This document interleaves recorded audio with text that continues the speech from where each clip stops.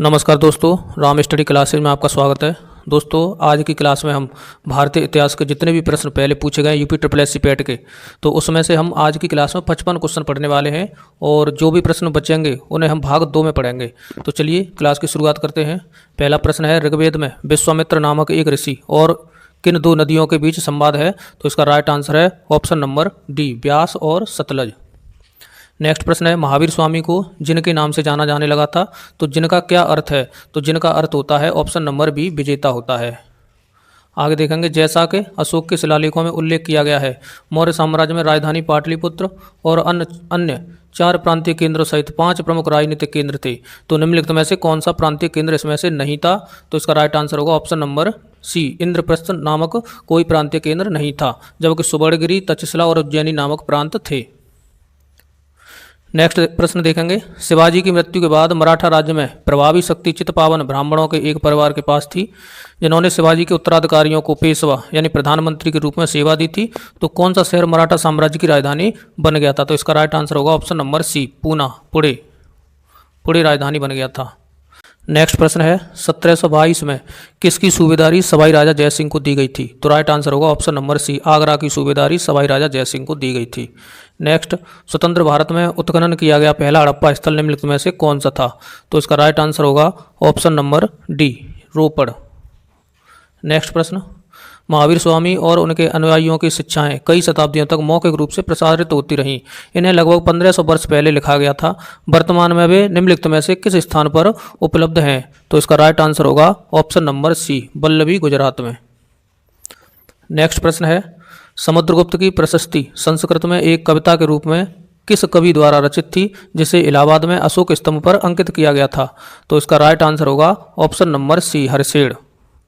अगला प्रश्न, खिज्र खां दिल्ली का शासक था, तो निम्नलिखित में से किस राजवंश से संबंधित था? तो इसका राइट आंसर होगा ऑप्शन नंबर सी, ये सैयद राजवंश से संबंधित था।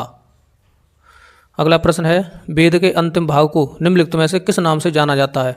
तो राइट आंसर है ऑप्शन नंबर बी, उपनिषद के नाम से जाना जाता है। अगला प्रश्न है, निम्नलिखित में से किस बौद्ध स्थल पर महिलाओं को पहली बार संघ में नियुक्त किया गया था? तो इसका राइट आंसर होगा option number B, Vaishali. Next, Mughal सम्राट बाबर ने निम्नलिखित में से किस स्थान पर राणा सांगा और उनके सहयोगियों को हराया था? तो इसका राइट आंसर होगा ऑप्शन नंबर ए, खानवा स्थान पर हराया था। इसे खानवा का युद्ध भी बोला जाता है।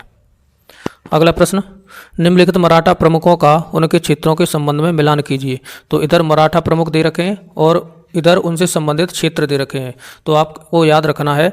इसका राइट आंसर होगा ऑप्शन नंबर डी, सही होगा। ये मिलान करना है। पहले का सी, तो सिंधिया इसका मिलाना है आपको उज्जैन क्षेत्र था। दूसरे का ए, होलकर का इंदौर लगाएंगे आप। तीसरे का डी, गायकवाड़ का बड़ौदा और भोंसले का लगाएंगे नागपुर। इस तरीके से मिलान करना था। नेक्स्ट प्रश्न देखेंगे, भारत में स्थित किस हड़प्पा स्थल में हाकरा मृदभांड के भंडार शामिल हैं, जो सिंधु घाटी सभ्यता के शुरुआती चरणों से पहले की बसावट की विशेषता है? तो इसका राइट आंसर होगा option number A, Rakhigarhi. Next प्रश्न देखेंगे, माना जाता है कि गौतम बुद्ध, सिद्धार्थ जिन्हें बोला जाता था, ने अंतिम अनुभूति के लिए बोध गया जाने से पहले 6 साल तक निम्नलिखित में से किस स्थान पर पवित्रता पूर्वक ध्यान किया था? तो इसका राइट आंसर होगा ऑप्शन नंबर सी, डुंगेश्वरी गुफा में। नेक्स्ट, निम्नलिखित में से किस युग में तांबे का पहली बार उपयोग किया गया था? तो इसका राइट आंसर होगा ऑप्शन नंबर बी, सही होगा, ताम्रपाषाण युग। नेक्स्ट प्रश्न, हड़प्पा सभ्यता के दौरान डांसिंग गर्ल नर्तकी की कांस्य प्रतिमा बनाने के लिए किस तकनीकी का इस्तेमाल किया गया था?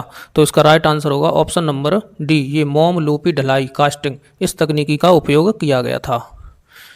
नेक्स्ट प्रश्न, गौतम बुद्ध ने सारनाथ में अपना पहला उपदेश जो दिया था, उसे किस नाम से जाना जाता है?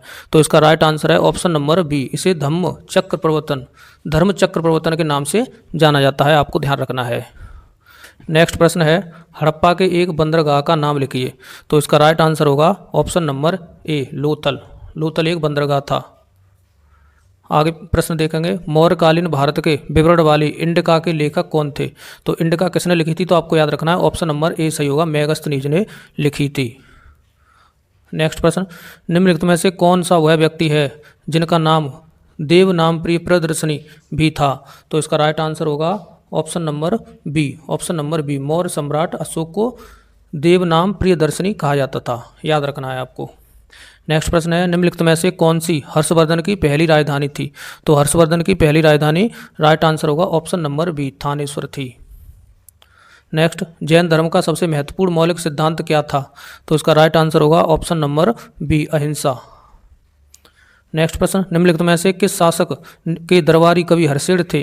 तो हर्षेड किसके दरबारी कवि थे? तो इसका राइट आंसर होगा ऑप्शन नंबर बी सही होगा, समुद्रगुप्त के। नेक्स्ट प्रश्न, निम्नलिखित में से किस शासक के दरबार में बहुत से विद्वानों को नवरत्न के रूप में अलंकृत किया गया था? तो इसका राइट आंसर होगा ऑप्शन नंबर ए, चंद्रगुप्त द्वितीय, जिसे विक्रमादित्य के नाम से भी जाना जाता था। नेक्स्ट, हर्षवर्धन के शासन काल के दौरान निम्नलिखित में से कौन सी नई राजधानी थी जो थानेश्वर से स्थानांतरित हुई थी? तो इसका राइट आंसर होगा option number D, Kannauj. Next प्रश्न, भारतीय इतिहास में धन्वंतरी कौन थे? तो इसका राइट आंसर लगाएंगे आप बी ऑप्शन लगाएंगे, चंद्रगुप्त विक्रमादित्य की सभा को सुशोभित करने वाले प्रसिद्ध चिकित्सक थे ये धन्वंतरी। नेक्स्ट प्रश्न, दिल्ली सल्तनत के निम्नलिखित राजवंशों में से किसने सबसे कम अवधि तक शासन किया था? तो इसका राइट आंसर होगा ऑप्शन नंबर ए, खिलजी वंश ने सबसे कम समय तक, कम अवधि तक शासन किया था। आगे देखेंगे, शेरशाह सूरी का वास्तविक नाम क्या था? तो इसका राइट आंसर लगाएंगे आप ऑप्शन नंबर सी, इसका फरीद नाम था वास्तविक नाम, ये याद रखना है, कई बार प्रश्न पूछा गया है। आगे देखेंगे, अकबर की सफल भू राजस्व प्रणाली का श्रेय उनके निम्नलिखित में से किस श्रेष्ठ दरबारी को दिया जाता है? तो इसका राइट आंसर है ऑप्शन नंबर सी, राजा टोडरमल को दिया जाता है। तो ये भी भू राजस्व प्रणाली से संबंधित था, इसका कई बार पूछा गया है, प्रश्न याद रखना है आपको। आगे देखेंगे, संगमरमर पर पियत्रा ड्यूरा पित्रादुरा ये एक पद्धति थी, यह रंगीन पत्थरों की एक जड़ाई का काम के समय में बहुत लोकप्रिय हुआ, तो ये कौन सा शासक था? तो इसका राइट आंसर होगा ऑप्शन नंबर बी, ये शाहजहां के शासनकाल में ये पद्धति थी, तो ये ध्यान रखना है। अगला प्रश्न है, 1556 ईस्वी में पानीपत का दूसरा युद्ध किस किस के मध्य लड़ा गया था? तो इसका राइट आंसर है ऑप्शन नंबर सी, ये अकबर और हेमू के बीच लड़ा गया था। नेक्स्ट प्रश्न है, किस राजा के प्रशासन में अष्टप्रधान मंत्री परिषद पाई गई थी? तो इसका राइट आंसर है ऑप्शन नंबर सी, शिवाजी के प्रशासन में अष्टप्रधान मंत्री परिषद बनाई गई थी। अगला प्रश्न है, निम्नलिखित में से कौन से संत शिवाजी के समकालीन थे? तो आपको याद रखना है ये तुकाराम थे, 34 का आंसर ए होगा, तुकाराम। अगला प्रश्न है, निम्नलिखित में से किस सेना की ताकत छापामार गुरिल्ला पद्धति, गुरिल्ला रणनीति थी? तो इसका राइट आंसर है ऑप्शन नंबर ए, मराठा। अगला प्रश्न, जजिया फिर से लगाने वाला मुगल शासक कौन था? तो इसका राइट आंसर है ऑप्शन नंबर बी, ये औरंगजेब ने फिर से जजिया कर लगा दिया था। नेक्स्ट प्रश्न है, किस वर्ष में ईस्ट इंडिया कंपनी के जहाज़ों ने सूरत के पास स्थित स्वाली एस्चुरी में पुर्तगालियों को पराजित किया था? तो इसका राइट आंसर है ऑप्शन नंबर सी, ये 1612 ईस्वी में, आपको याद रखना है। नेक्स्ट प्रश्न है, जब ईस्ट इंडिया कंपनी की स्थापना हुई तब भारत पर निम्नलिखित में से किसका शासन चल रहा था? तो इसका राइट आंसर है ऑप्शन नंबर सी, ये मुगल सम्राट यानी मुगल साम्राज्य चल रहा था। आगे देखेंगे, ईस्ट इंडिया कंपनी के निम्नलिखित गवर्नर जनरलों में से किसने सबसे विवादास्पद नीति पेश की थी, जिसे व्यक्तिगत सिद्धांत कहा गया था या इसे व्यक्तिगत नीति कहा जाता है? तो इसका राइट आंसर होगा ऑप्शन नंबर सी, ये डलहौजी की नीति थी। आगे देखेंगे, इनमें से कौन हड़प नीति का कट्टर समर्थक था? तो ये डलहौजी था, ऑप्शन नंबर बी सही होगा। आगे देखेंगे, रानी लक्ष्मीबाई का विवाह झांसी के निम्नलिखित में से किस राजा से हुआ था? तो आपको याद रखना है ये ऑप्शन नंबर डी सही होगा, गंगाधर राव से हुआ था।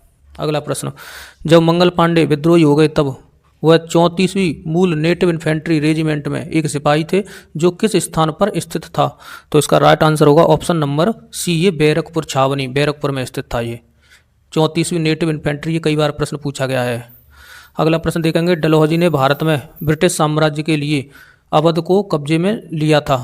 तो आपको याद रखना है इसका सही आंसर होगा ऑप्शन नंबर सी, ये हड़प नीति के तहत, हड़प नीति के माध्यम से ब्रिटिश साम्राज्य के लिए अवध को कब्जे में लिया गया था। अगला प्रश्न है, सिराजुद्दौला किस युद्ध में अंग्रेजों से पराजित हुआ था? तो इसका राइट आंसर होगा ऑप्शन नंबर बी, ये प्लासी के युद्ध में। अगला प्रश्न देखेंगे, निम्नलिखित में से कौन सा 1857 के विद्रोह का परिणाम था? तो 1857 के विद्रोह का परिणाम बताना है, तो इसका राइट आंसर होगा option number A, east India company की शक्तियों को ब्रिटिश क्राउन में हस्तांतरित कर दिया। अगला प्रश्न है, निम्नलिखित में से किसे अंग्रेजों द्वारा शुरू किए गए सबसे महत्वपूर्ण योगदानों में से एक माना जाता है? तो इसका राइट आंसर होगा ऑप्शन नंबर बी, रेलवे। आपको ध्यान रखना है, अंग्रेजों के द्वारा ही चलाई गई थी 1853 ईस्वी में, याद रखना है। अगला प्रश्न देखेंगे, वास्को ड गामा जो कि पुर्तगाल से आया था का मकबरा दफन स्थान भारत के निम्नलिखित में से किस स्थान पर स्थित है? तो इसका राइट आंसर होगा ऑप्शन नंबर सी, ये कोची केरल में है। अगला प्रश्न देखेंगे, निम्नलिखित में से किन के द्वारा 1857 की क्रांति की शुरुआत की गई थी? तो इसका राइट आंसर होगा ऑप्शन नंबर ए, ये सिपाहियों के द्वारा शुरुआत की गई थी। अगला प्रश्न है, कानपुर में 1857 के विद्रोह का नेतृत्व किसने किया था? तो इसका राइट आंसर होगा ऑप्शन नंबर बी सही होगा, ये नाना साहब ने नेतृत्व किया था। अगला प्रश्न है, इनमें से किसे भारत के ग्रैंड ओल्ड मैन के नाम से जाना जाता है? कई बार प्रश्न पूछा गया है, तो राइट आंसर होगा ऑप्शन नंबर ए, दादा भाई नौरोजी को। आगे देखेंगे, उस स्वतंत्रता सेनानी की पहचान कीजिए जिन्होंने भारत के स्वतंत्रता संग्राम में महत्वपूर्ण भूमिका निभाई और उत्तर प्रदेश के बिजनौर जिले से थे। तो इसका राइट आंसर होगा ऑप्शन नंबर ए, ये बख्त खां थे। अगला प्रश्न, बंगाल के प्रथम गवर्नर जनरल कौन थे? तो ये तो आप सबको पता होगा, ऑप्शन नंबर बी सही होगा, ये वॉरेन हेस्टिंग्स थे। नेक्स्ट, निम्नलिखित में से किस स्थान पर प्रथम बौद्ध संगीति का आयोजन किया गया था? तो राइट आंसर होगा ऑप्शन नंबर सी, राजगीर में। आगे देखेंगे, चरक संहिता संबंधित है, तो राइट आंसर होगा ऑप्शन नंबर बी, ये चिकित्सा से संबंधित है चरक संहिता। अगला प्रश्न देखेंगे जो कि लास्ट है, निम्नलिखित में से कौन सा जोड़ा सही नहीं है?